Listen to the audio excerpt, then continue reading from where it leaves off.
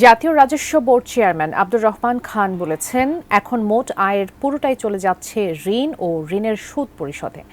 আর অর্থ উপদেষ্টা ডক্টর সালেউদ্দিন আহমেদ বলেন, জোর করে রাজস্ব আদায় করা যায় না। আজ সকালে জাতীয় রাজস্ব বোর্ড ভবনে আন্তর্জাতিক কাস্টমস দিবসের অনুষ্ঠানে তারা এসব কথা বলেন। মাহাদি সেকান্দারের রিপোর্ট। এমনিতেই মূল্যস্ফীতির চাপ, দ্রব্যমূল্যের বাড়তি চাপে দিশেহারা সাধারণ মানুষ, তার উপর ভ্যাটের খড়গ। সম্প্রতি এমন নানামুখী চ্যালেঞ্জের মধ্যে দেশের মানুষ, আর তখন রাজস্ব আয় বাড়াতে এনবিআর ভ্যাট বাড়ানোর সিদ্ধান্ত নেয়। পরে অবশ্য সমালোচনার মুখে বেশ কিছু পণ্য ও সেবায় বর্ধিত ভ্যাট প্রত্যাহার করে এনবিআর।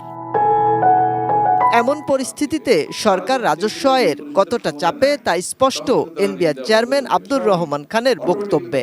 জানালেন, আয় করা অর্থ খরচের খাতও। তবে ব্যবসায়ীদের মিথ্যা ঘোষণা দিয়ে পণ্য আমদানি করা বন্ধ করার আহ্বানও জানান তিনি।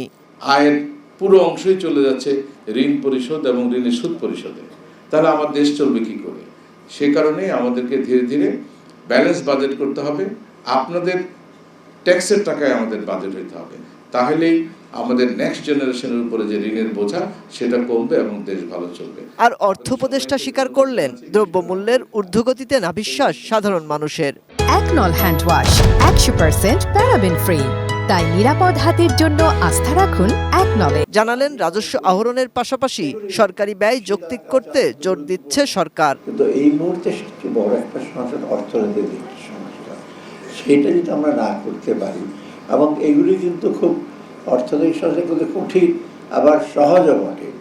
জোর করে হাত মুচড়ে টাকা পয়সা আদায় করেন না, কিন্তু যতটুকু আপনাদের দেনা থাকে সেটা আপনারা পরিশোধ করুন।